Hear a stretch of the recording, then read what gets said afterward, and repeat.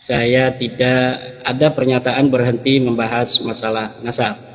Yang ada itu adalah saya berhenti untuk berceramah keluar daerah terkait dengan pertama bahwa kegiatan di pondok pesantren yang semakin padat. Yang kedua, kita lihat para Habib Alawi ini sudah banyak yang berubah juga.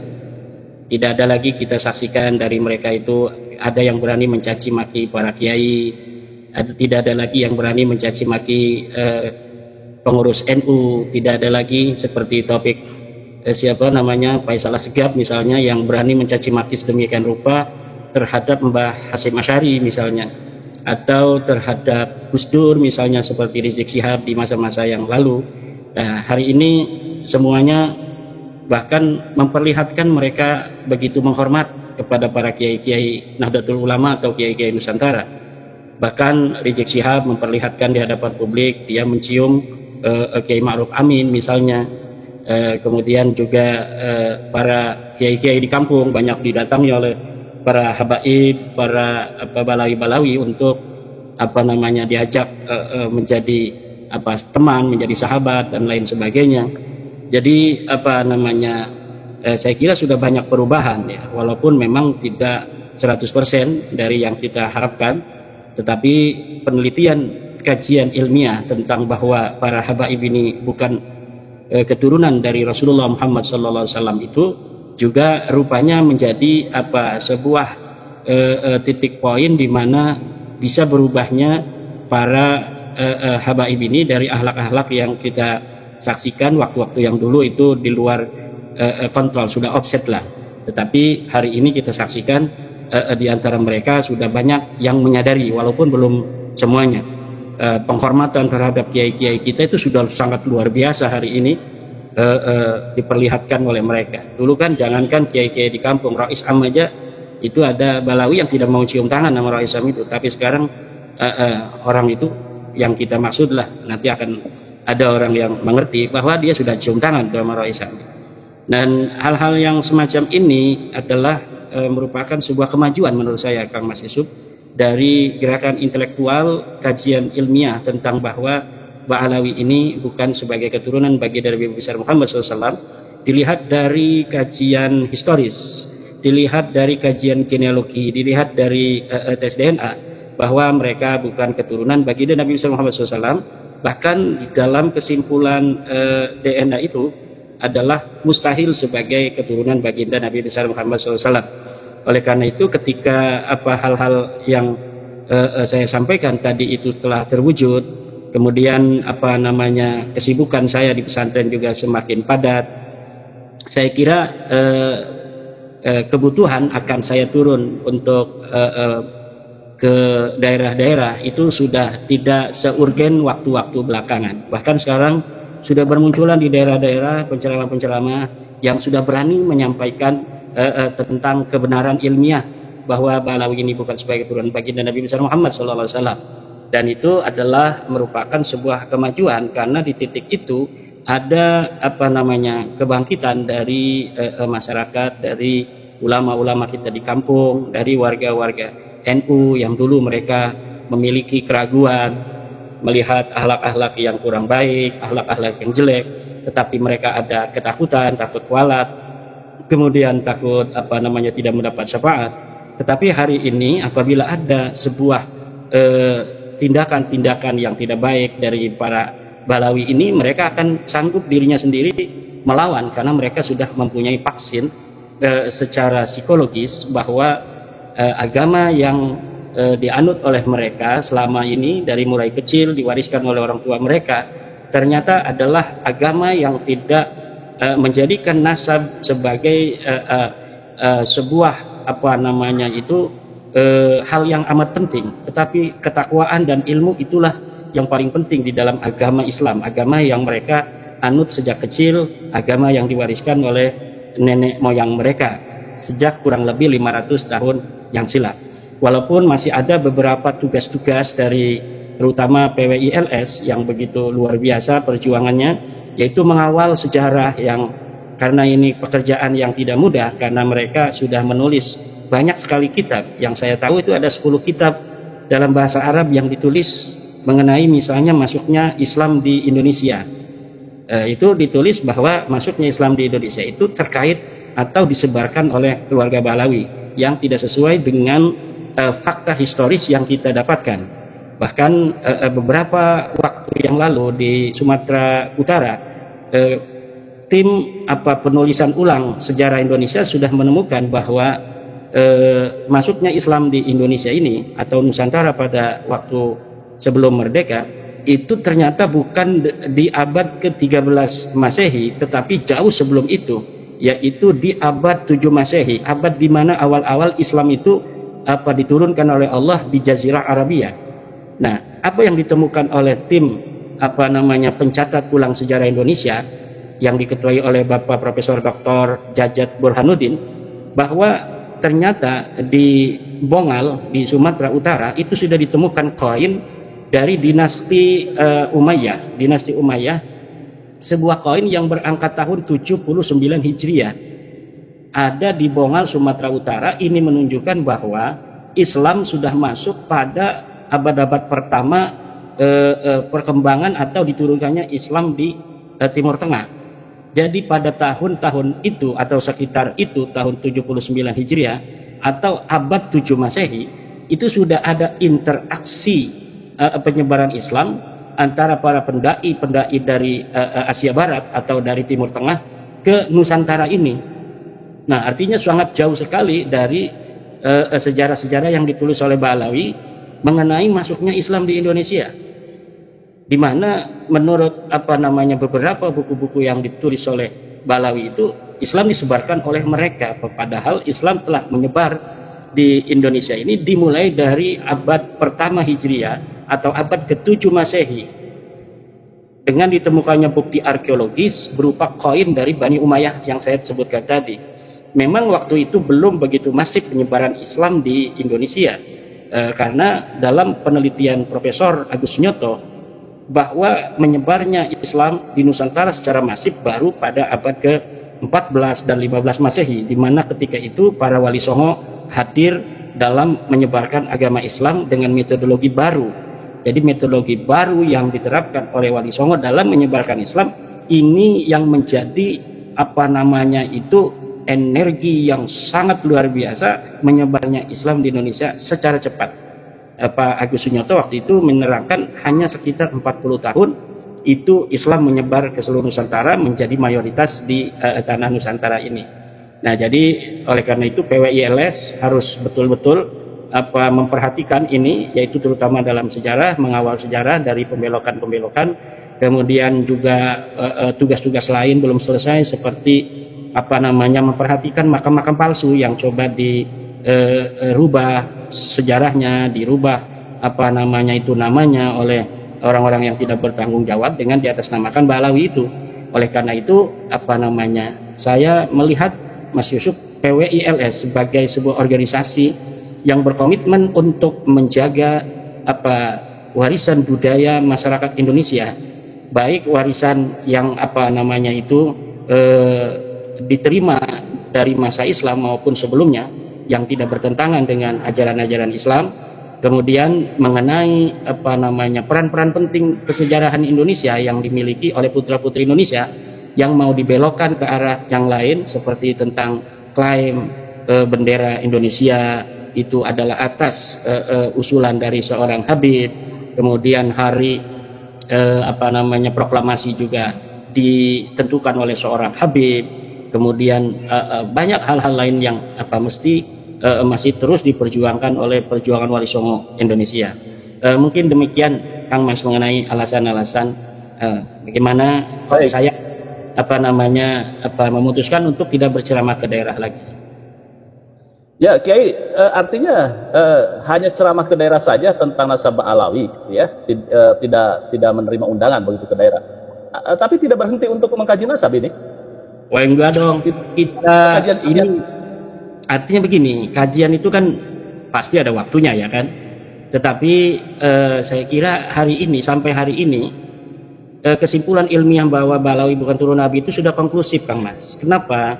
Karena dari bantahan-bantahan yang ada itu tidak menjawab daripada tesis saya. Misalnya saya menantang dari pihak Balawi untuk mendatangkan kitab nasab sebelum pengakuan Ali Asakron tahun 895. Apakah ada kitab nasab yang menulis mereka sebagai turunan Nabi? Tidak ada.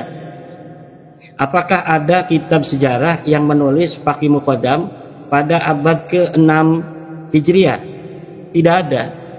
Atau ke abad ke-7 lah, abad ke-7 Hijriah, karena Faqih Muqaddam itu 650 Hijriahan. Itu apakah ada yang mencatat dia sebagai sosok historis? Tidak ada. Nah, kemudian tes DNA yang merupakan sebuah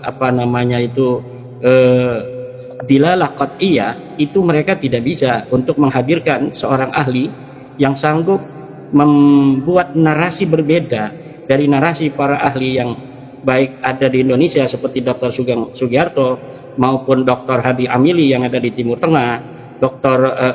Abdullah As-Suaibi yang ada di Yaman, atau Dr.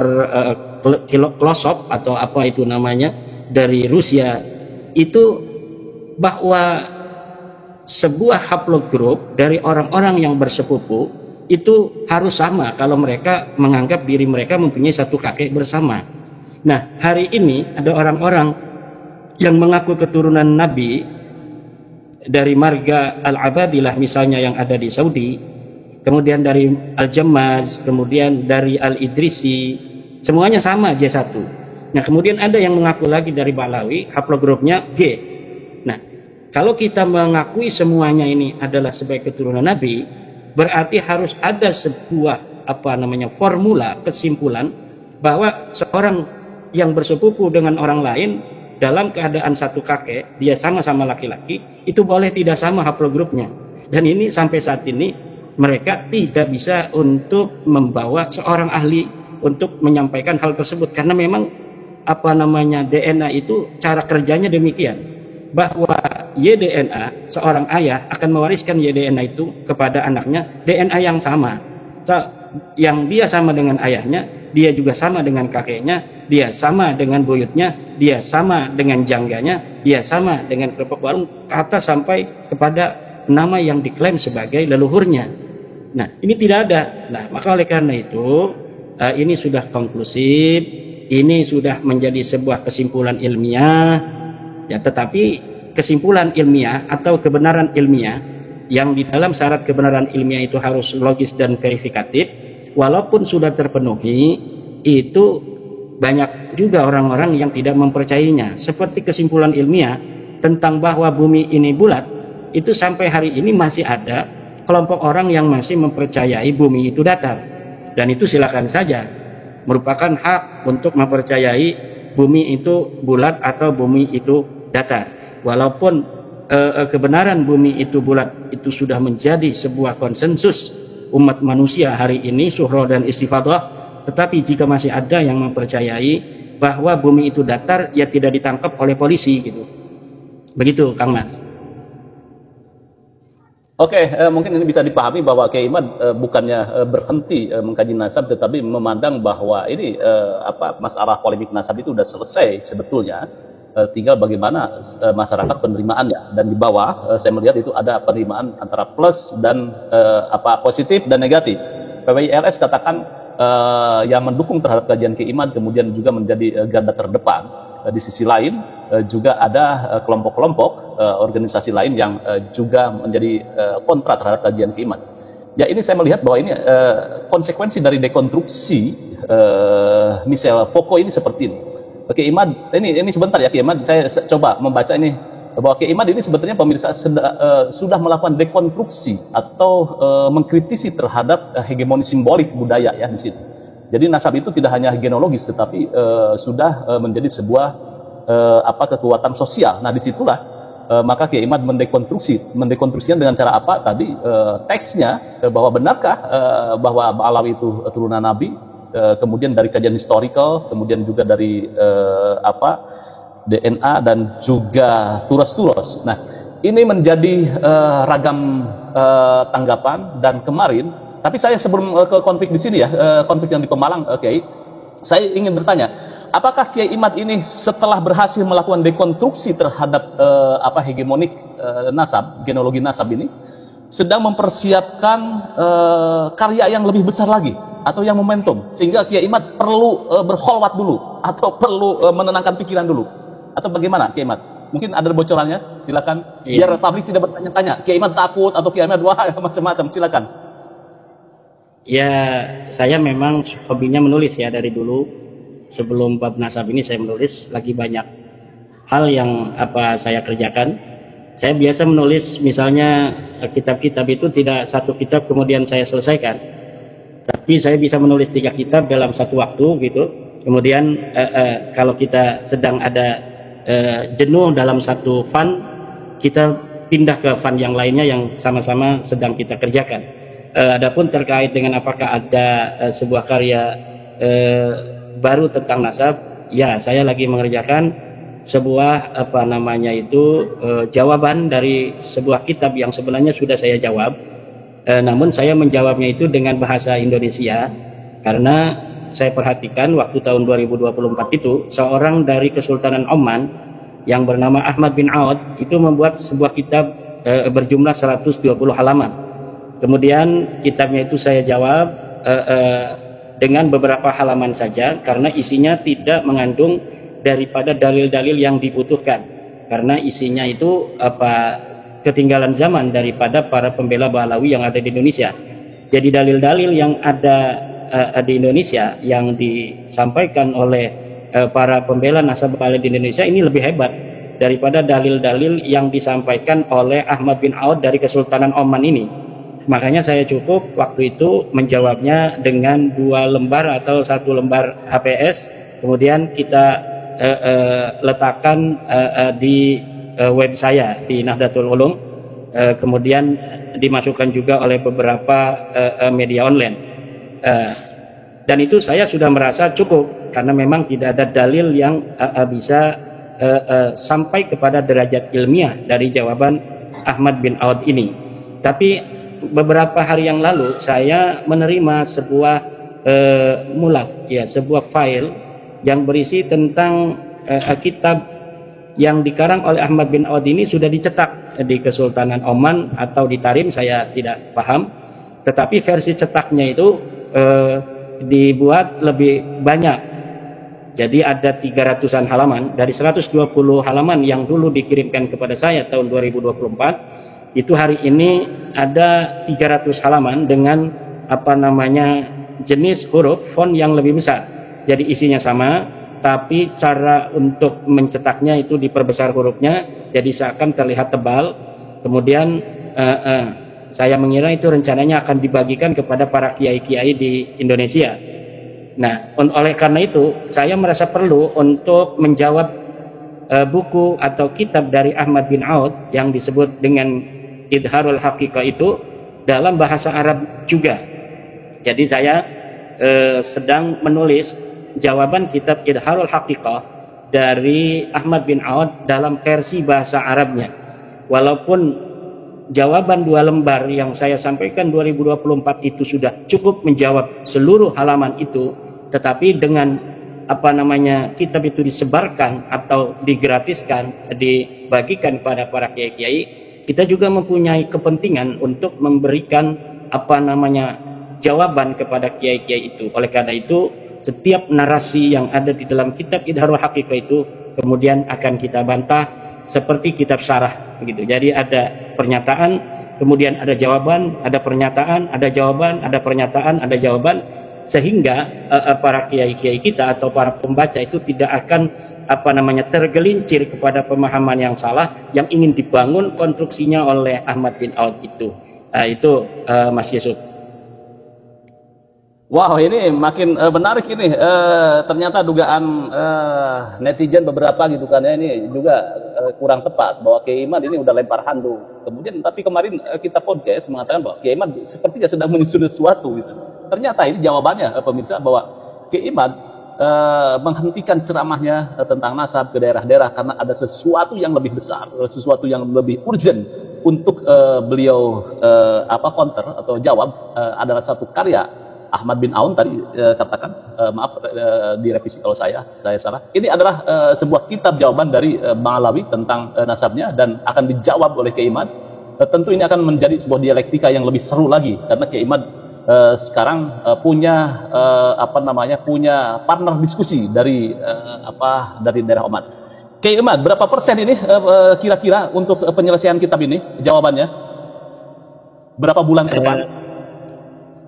Saya tidak bisa untuk memberikan waktu ya, karena menulis itu membutuhkan adanya suasana yang kadang-kadang suasana itu tidak didukung, atau kadang-kadang juga kita didukung oleh suasana, kadang-kadang tidak didukung.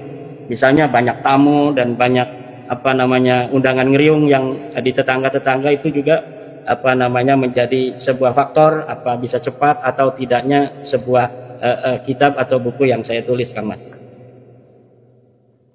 Oke, baik. Sekali lagi ini kita tunggu bagaimana bantahan atau kritik Kiai Imad terhadap karya salah satu penulis dari Oman, yaitu tentang mengcounter narasi Kiai Imad yang membatalkan nasabah Alawi. Nanti Kiai Imad juga nanti akan membantah atau memberikan sebuah jawaban terhadap kitab ini. Kita tunggu sekali ini pemirsa. Baik, Kiai Imad, ini Kiai kan juga salah satu petinggi di PWILS. Kemarin itu ada polemik ya di Pemalang. Kemudian juga kemarin ketika di Depok juga ada sedikit polemik gitu ya, ketika PWILS di Depok mendeklarasikan organisasi, kemudian juga ada protes dari Bahar bin Smith. Bagaimana Anda melihat dinamika ini? Iya, saya menyayangkan ya terjadinya bentrok di Pemalang. Saya melihatnya dari tiga perspektif ya. Pertama, perspektif sosial, perspektif demokrasi, dan perspektif hukum ya. Dari perspektif sosial budaya, saya kira ada kegelisahan dari masyarakat di Pemalang dengan akan dihadirkannya Rizik Syihab di kota itu. Kemudian ada masyarakat yang lapor kepada PWI merasa khawatir bahwa kehadiran Rizik Syihab itu akan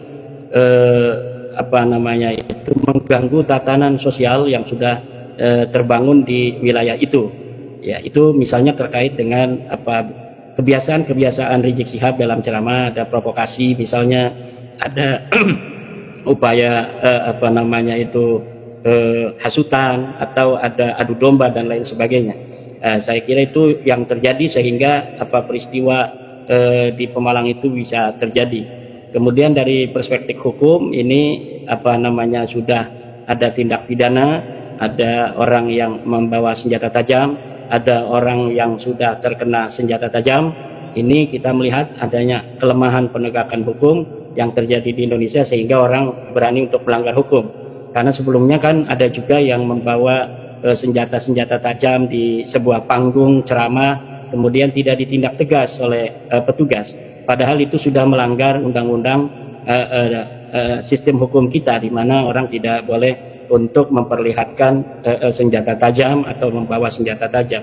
Nah, karena adanya kurang tegas penegakan hukum itulah kemudian sampai terjadi ada orang yang berani membawa senjata tajam sehingga terjadi bentrokan, itu mengakibatkan adanya orang yang terkena sabetan senjata tajam. Saya kira negara kita adalah negara hukum, kita berikan itu kepada pihak yang berwenang untuk menanganinya, baik secara hukum formal maupun secara administratif. Karena saya kira kemarin itu sudah dicopot Kapolres dari Pemalang, mungkin itu terkait dengan peristiwa di Pemalang itu. Tetapi saya belum melihat DPRD Pemalang untuk menggunakan hak sebagai anggota dewan untuk mempertanyakan kepada Bupati Pemalang, karena Bupati Pemalang juga hadir pada acara itu. Tentunya Bupati Pemalang juga bertanggung jawab akan acara tersebut. Maka DPRD Kabupaten Pemalang seharusnya menggunakan hak DPRD Kabupaten Pemalang untuk mempertanyakan, hak bertanya kepada Bupati Pemalang bagaimana peristiwa itu bisa terjadi di Kabupaten Pemalang padahal Bupati waktu itu hadir. Nah, kemudian tentu ada SOP yang tidak dilakukan dalam acara itu kan. Ya, sehingga walaupun banyak pihak keamanan yang hadir, tapi bisa sampai terjadi bentrokan tersebut.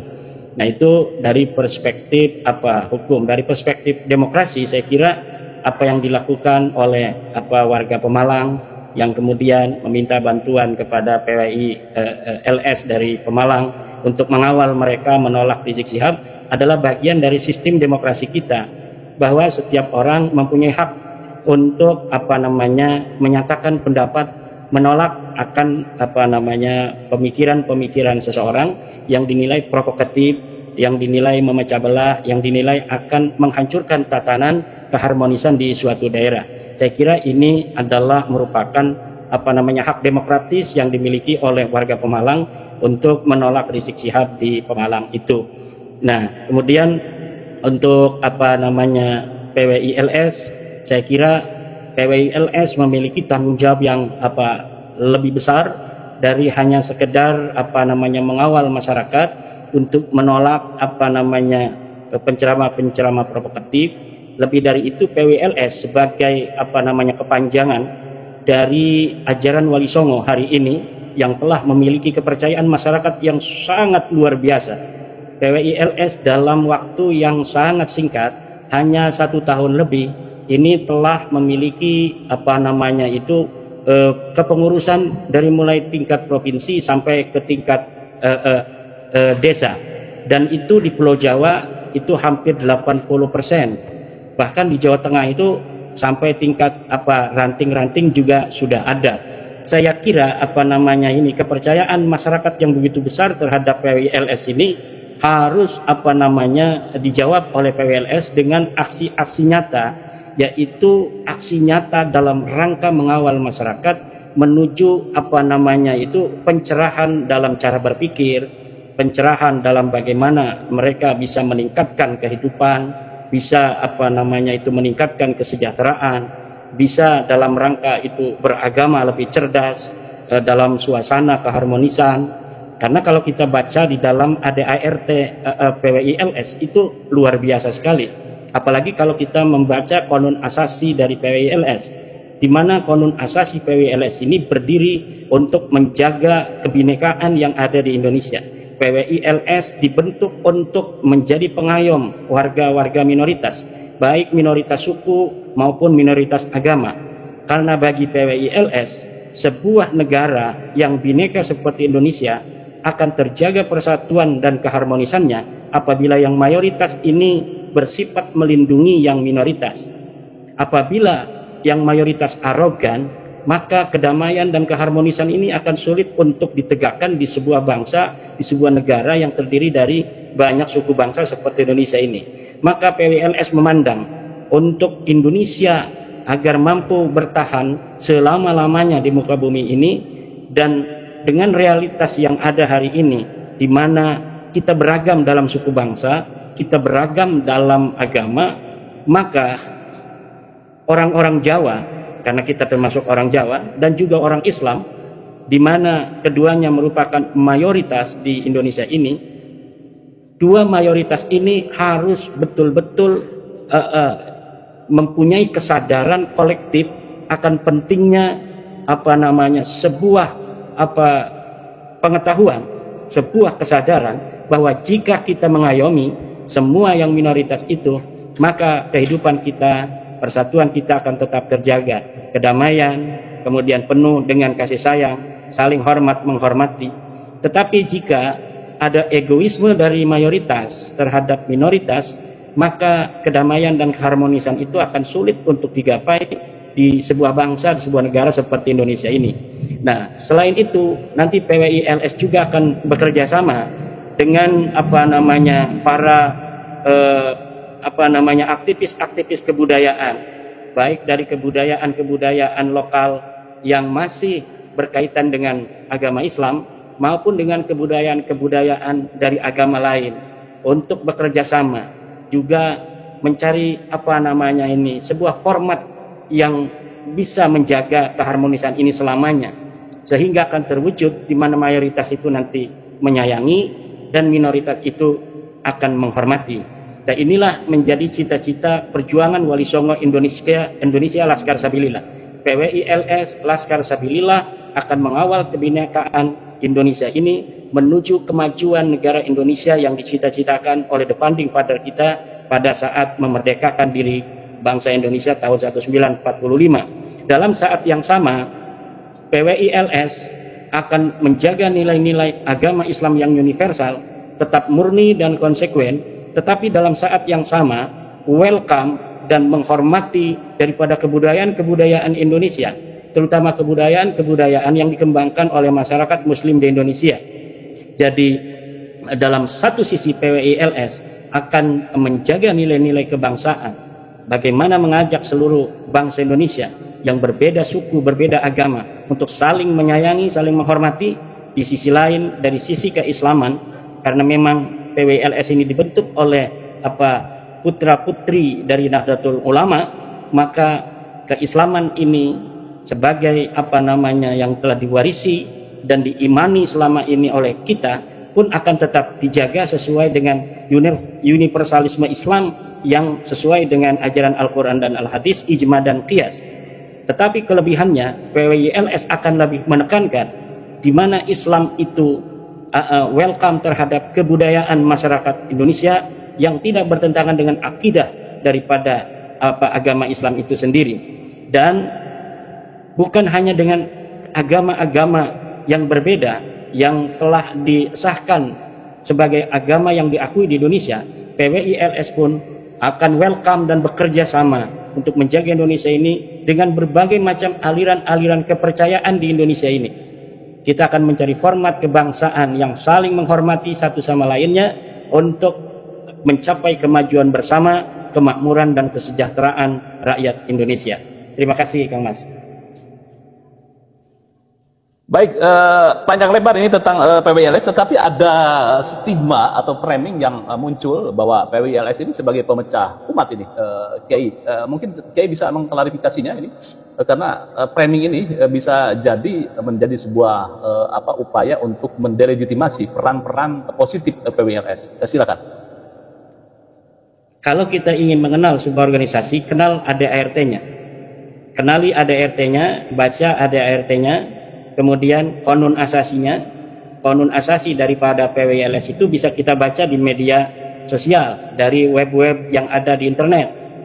Bagaimana, siapa saja pengurusnya?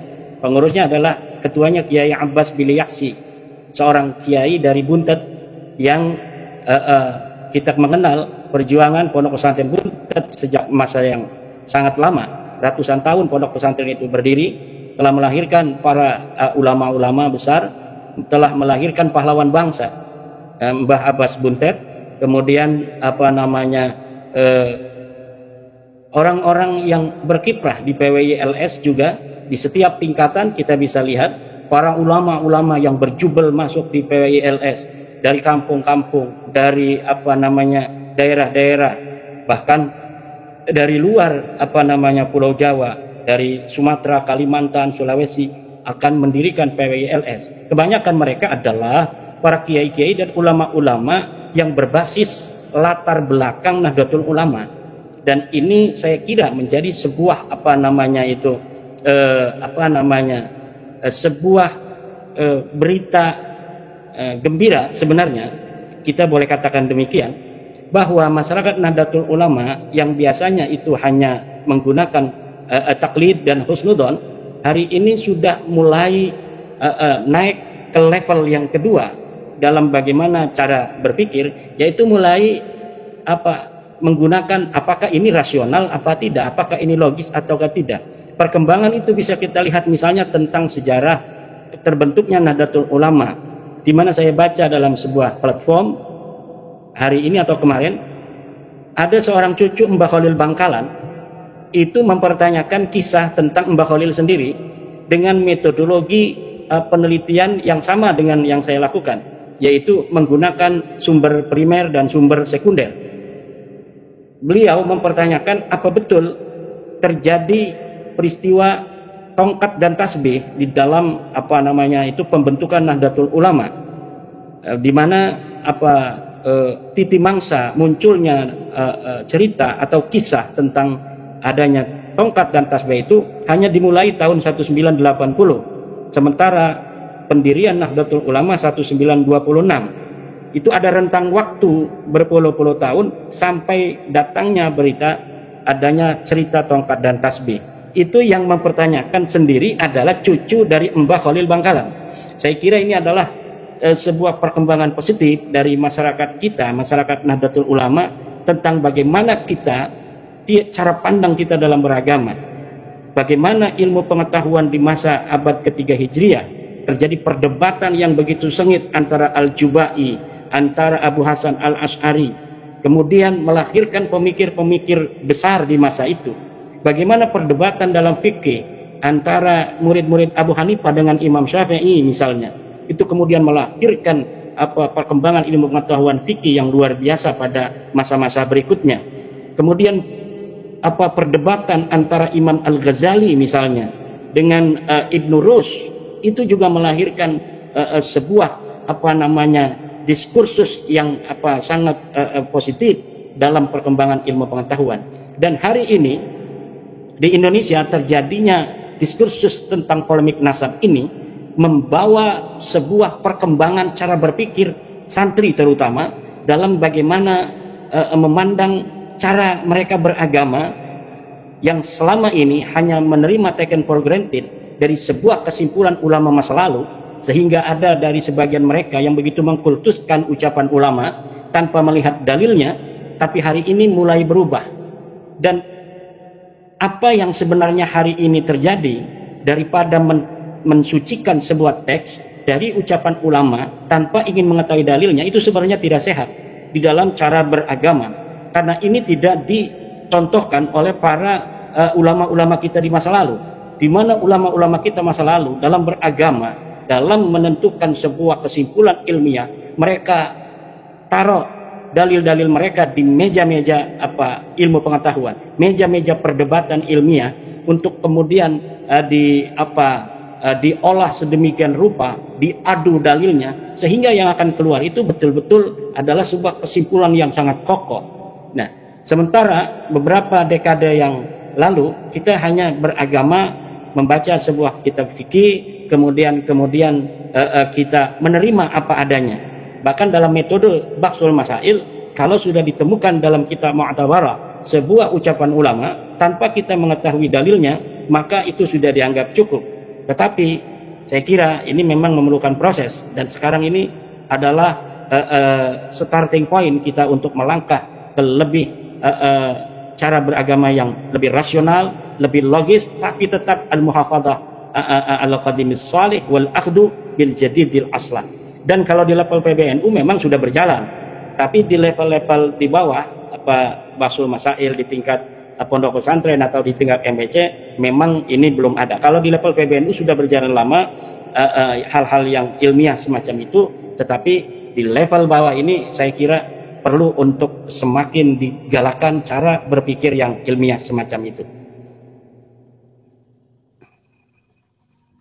Baik, ini luar biasa penjelasan Kiai Imad, bahwa perlu digarisbawahi. Kalau saya lihat tadi bahwa Kiai Imad tidak mundur dari kajian nasab, tetapi akan membuat sebuah counter ilmiah dari intelektual Yaman atau penulis Yaman yang mengabsahkan, kalau tidak salah ya, nasab Alawi. Nah, di sini kita tunggu bagaimana nanti perang narasi, bukan perang narasi menurut saya, ini adalah wacana atau dialektika, diskursus tentang nasab yang semestinya ini seperti ini, tidak ada lagi perang bawa senjata kemudian juga fisik, tetapi bagaimana perang wacana.